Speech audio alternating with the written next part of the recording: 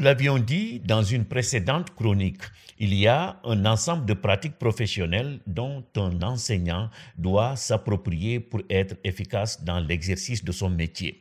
En référence aux recherches sur l'efficacité des enseignants, nous avions dit que pour être efficace, le praticien devait, entre autres, faire l'effort d'utiliser une terminologie précise et des développements structurés en classe. Il devait, autant que faire se peut, souligner de manière évidente les transitions entre les phases de la leçon, signaler l'importance des informations, moduler sa voix en fonction de l'importance de celle-ci.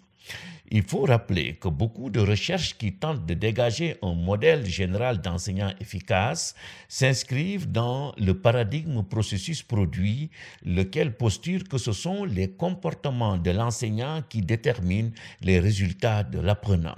Autrement dit, l'enseignant est le seul responsable des résultats de ses élèves. Il faut toutefois reconnaître que ce regard porté sur l'effet enseignant est loin de faire l'unanimité. Doyle estime par exemple que ce paradigme s'appuie sur un faible nombre de principes explicatifs explicites susceptibles de guider le choix des variables ou l'interprétation des résultats. Les recherches ont d'ailleurs évolué dans ce paradigme. Elles tiennent maintenant compte d'autres variables comme le contexte du travail de la classe. En vérité, l'enseignement, quel que soit le talent du professeur, est une activité que l'on n'est jamais sûr de réussir, fait remarquer Éric Prérat. Pour Scheffler, parvenir ou non au succès dépend de facteurs extérieurs à la tentative elle-même.